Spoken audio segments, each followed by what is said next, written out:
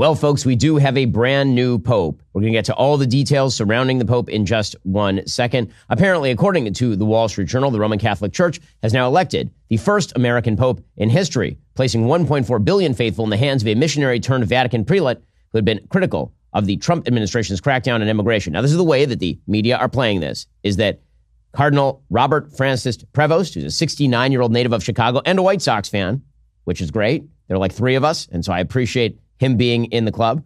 He emerged on the balcony of St. Peter's Basilica, was introduced to the world as Pope Leo XIV. Here is what it looked like when it happened yesterday.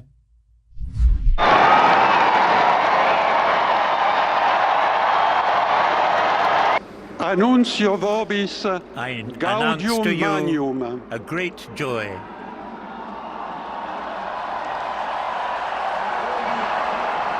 Habemus papam. We have a pope.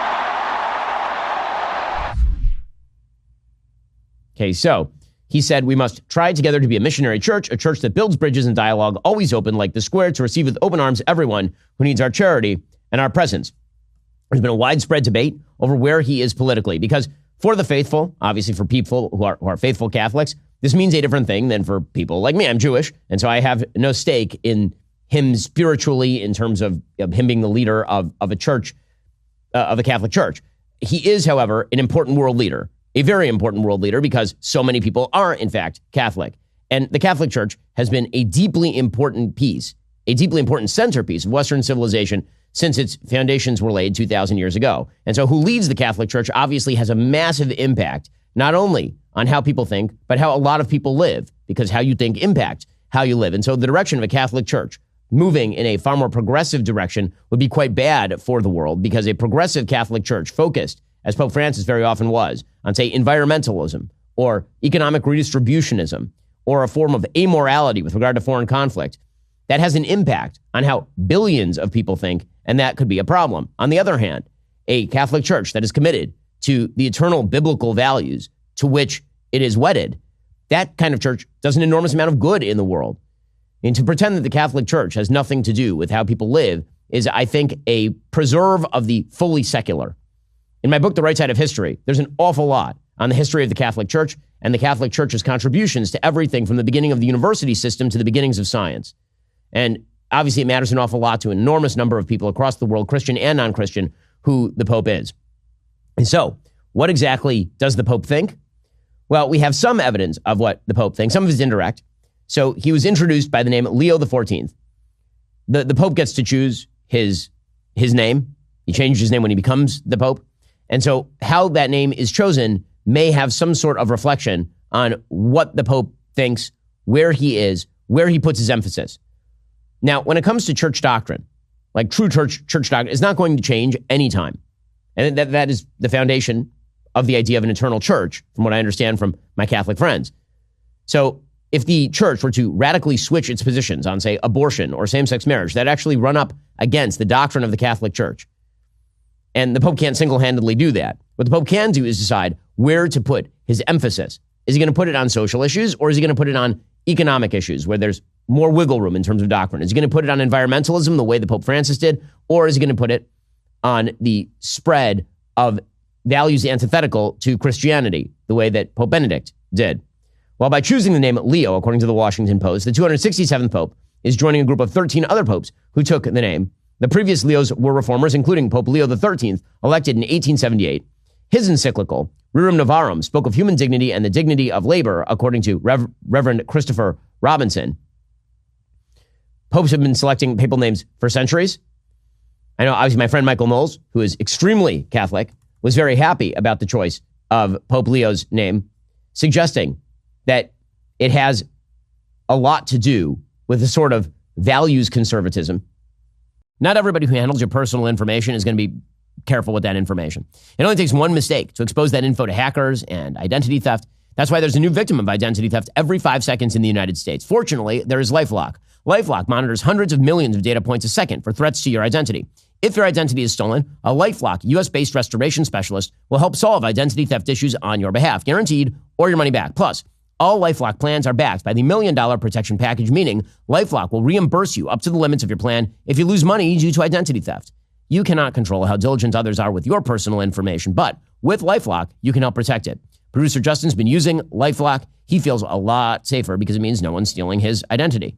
Plus, that would suck for us here at the company if somebody stole Justin's identity and then walked in and was a producer. That'd be terrible. Act now. Save up to 40% your first year. Call 1-800-LifeLock. Use promo code Ben or go to LifeLock.com/Ben for 40% off. Terms apply. Again, that's LifeLock.com. Use promo code Ben or LifeLock.com/Ben for 40% off. Terms apply. Beyond that, the media are running around claiming that this Pope is woke. Again, this is, I assume, linked to the fact that he was very close with Pope Francis. With that said, the evidence so far suggests that he is extremely conservative on issues, including social issues, that he is very liberal on guns, that he is very liberal on immigration. Like, if you were going to gauge him as a political candidate, not as a pope, which I understand the problems with that. I understand Catholics don't see this the same way that everybody else does. But I'm talking about his political impact because that's one of the reasons he matters to the rest of the world who's not Catholic. If we are looking at what he has said, for example, about culture and about social issues, this is a direct quote from him, quote, Western culture often seeks to promote sympathy for beliefs and practices that contradict the gospel. For example, the homosexual lifestyle and alternative families made up of same-sex partners and their adopted children. Another quote from him, the promotion of gender ideology is confusing because it seeks to create genders that don't exist. Right, so they're indistinguishable from what would be rote Catholic doctrine. It was always funny to me that when Pope Francis would express support for the unborn, the media would run it as though it was a story. Nothing has changed would be the story there. Or when the Pope said that he was not in favor of same-sex marriage, then suddenly that was run as like a front page story. Now, the problem with Pope Francis politically is that he would then kind of play around the edges. Pope Francis had suggested that same-sex couples could come and be blessed. It was kind of unclear whether he meant as individuals or as a couple. It probably was the former. It was treated as the latter. Obviously, he was making some sort of overtures to the LGBTQ plus minus divided by sign activists. Whether this new pope is going to do that or not is absolutely unclear. People are pretending that he is some sort of wild lib. I don't see the evidence for that at all. Apparently, he's a registered Republican because, again, he's from Chicago, so we actually know where he's registered. He's voted in some Republican primaries as well. He's also retweeted a bunch of material that is anti-J.D. Vance and President Trump with regard to immigration. So, for example, according to Mediaite, he joined Twitter in 2011, and apparently he tweeted on April 14th a retweet of a Catholic blogger named Rocco Palmo that denounced the White House's illicit deportation of Kilmar Abrego Garcia and quoted Bishop Evelio Menjivar, "Do you not see the suffering? Is your conscience not disturbed? How can you stay quiet?" Other recent tweets from Pope Leo XIV take issue with J.D. Vance's comments about Ordo Amoris, the Catholic theological concept on the order of charity. Vance, you'll recall, in January had suggested that this should be interpreted as love your family and then your neighbor and then your community and then your fellow citizens, and after that, prioritize the rest of the world. So Pope Leo XIV, his predecessor, Pope Francis, actually put out a letter addressed to American bishops chiding that particular view. And then Prevost, who's now the Pope, said J.D. Vance is wrong. Jesus doesn't ask us to rank our love for others. So, this has been used as sort of an excuse by people on the right to reject the Pope. Meanwhile, the left is always eager to embrace a Pope that it perceives to be a friend. For his part, President Trump put out a statement about how it was an honor to have an American Pope. Here was President Trump yesterday. They have already spoken to us, and we'll see what happens. But again, to have the Pope from the United States of America, that's a great honor. That's a great honor. Okay, so again, obviously, if apparently President Trump's tariff plans are working because we're now reshoring American popery. We have decided that the Pope must be manufactured in the United States. And again, he's a White Sox fan, so that's a nice thing. And we will see where he is politically, where he chooses to put his emphasis. Well, that's all for now, folks. Don't forget to like, subscribe, and comment your thoughts down below. Be sure to check out all of the other great content on my channel. I'll see you here next time.